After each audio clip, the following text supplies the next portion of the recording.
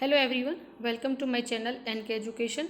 मेरे YouTube channel पर आप सभी का बहुत बहुत स्वागत है। योगी कैबिनेट की बैठक आज हुई, जिसमें कई अहम बड़े फैसले लिए गए। मुख्यमंत्री योगी आदित्यनाथ ने मंगलवार को कैबिनेट की बैठक बुलाई थी, जिसमें विभिन्न विभागों के 2 दर्जनों से भी ज़्यादा प्रस्तावों को मंजूरी दी जाएगी।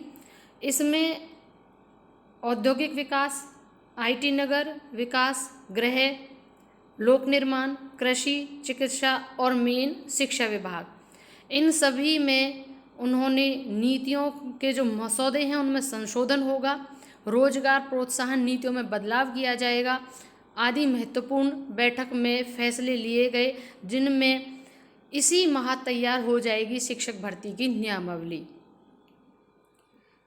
क्योंकि लगातार जब से आचार संहिता खत्म हुई है, योगी जी ने कई बैठकें ली हैं, सभी में उन्होंने रिक्तियां मांगी। जितने भी विभाग हैं उन सभी से रिक्तियां मांगी गई हैं। शिक्षा विभाग से भी रिक्तियां जा चुकी हैं। उत्तर प्रदेश शिक्षा सेवा चयन आयोग ने शिक्षक भर्ती के लिए नई नियमावली तैयार करने की प्रक्रिया शुरू कर दी है। 2 हफ्ते में प्रस्तावित नियमावली पर आयोग अपनी मोहर लगा सकता है। इसके बाद जून के अंत तक इसे शासन से मंजूरी मिलने के आसार हैं।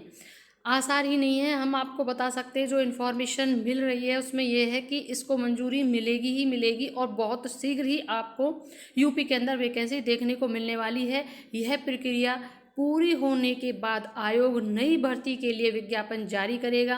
क्योंकि ये तो आपको पता ही है कि जो लंबित भर्तियां थीं उनका तो कैलेंडर जारी हो गया, तो वो अपने निर्धारित समय पर होती रहेंगी। आगे थी अगली जो प्लानिंग थी वो थी नई भर्तियों को लेकर, जिसके लिए नियमावली के लिए बोला गया था कि नई नियमावली बनाई जाएगी।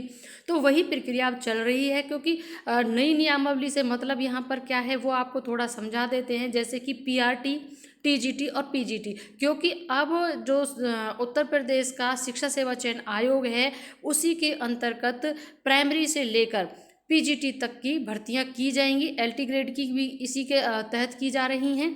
तो इसमें अब क्योंकि सबका पहले विभाग अलग अलग कार्य करता था, जो पीआरटी का था उसमें बेसिक का करता था, माध्यमिक का अलग करता था, लेकिन अब एक ही आयोग के अंतर्गत आने की वजह से अब इसमें जो चेंज ये आएगा, जो नियमावली बनेगी वो किस प्रकार से बनेगी।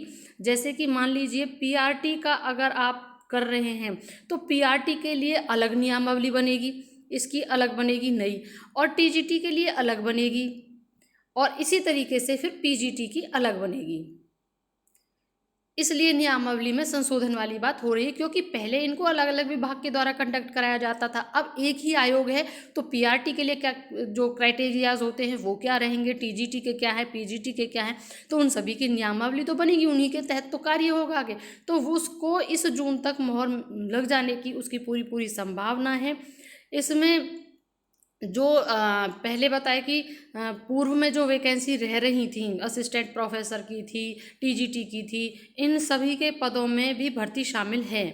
यानी कि महाविद्यालयों में असिस्टेंट प्रोफेसर के जो 1017 पद थे पर भर्ती शामिल है। हालांकि दोनों भर्तियों के विज्ञापन पुराने हैं, इसलिए उसी के तहत ही कराई जाने की तैयारी है। यानी यहाँ पर ये थोड़ा सा और क्लियर कर दें कि जिन्होंने पहले जिस विज्ञापन के तहत जिनकी भर्तियां अभी लंबित पड़ी हुई हैं उनका तो पुरानी नियमावली के आधार पर ही होगा। आपको किसी को भी इस चीज़ का चिंता करने की ज़रूरत नहीं है कि क्या हमारी भी नई नियमावली के तहत होगा। नहीं, जिनका पहले विज्ञापन के तहत पहले वैकेंसी भर्तियां आ चुकी थी और उन्होंने फॉर्म भर दिए थे, केवल परीक्षा देना रह गया है, उन पर यह लागू नहीं होगा। जिनका विज्ञापन भी बिल्कुल फ्रेश होगा, नए सिरे से होगा, उन पर यह लागू होगा। साथ ही में माध्यमिक शिक्षा सेवा चयन आयोग, उच्चतर शिक्षा सेवा चयन आयोग को शिक्षा सेवा चयन आयोग में समाहित किए जाने के कारण कुछ औपचारिकताएं पूरी होनी हैं। इसके लिए नई नियमावली का इंतजार करना पड़ सकता है। वहीं कुछ दिनों पहले लखनऊ में सीएम ने उच्च शिक्षा के अफसरों के साथ बैठक कर भर्तियां शीघ्र शुरू करने के बड़े और कड़े निर्देश दिए थे। यहाँ पर आप साफ देख सकते हैं,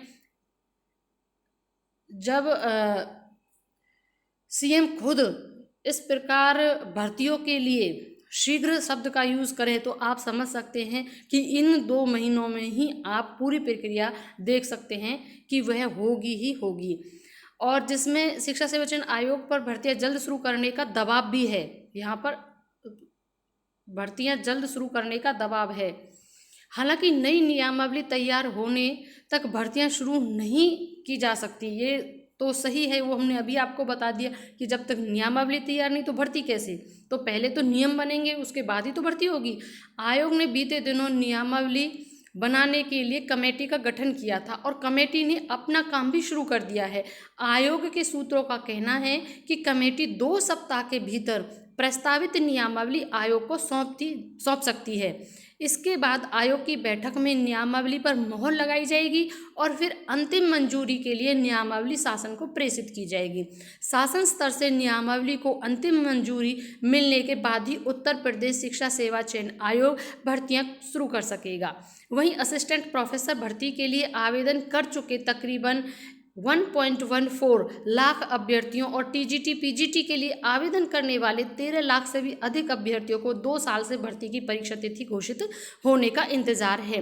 बाकी इसका कैलेंडर भी जारी हो गया, आप उसे भी देख सकते हैं, हमारी वीडियो पर वह अवेलेबल है, जिसमें पूरा जो लंबित भर्तियां थीं 2023 वाली, उनका पूरा वार्षिक कैलेंडर तिथि वाइज की उसका एग्ज़ाम कब होगा उसको जारी कर दिया गया है, जिसका भी हमने वीडियो बनाया, उसे भी आप देख सकते हैं। बाकी इन शॉर्ट हम कह सकते हैं कि अब आपको बहुत शीघ्र जुलाई तक विज्ञापन देखने को मिल सकता है। जैसे ही विज्ञापन जारी होता है वैसे ही हम आपको बताने का प्रयास करेंगे। सो प्लीज़ चैनल ज़रूर सब्सक्राइब करके रखें ताकि जैसे ही नेक्स्ट अपडेट आए आप अपडेट हो सके। Thank you.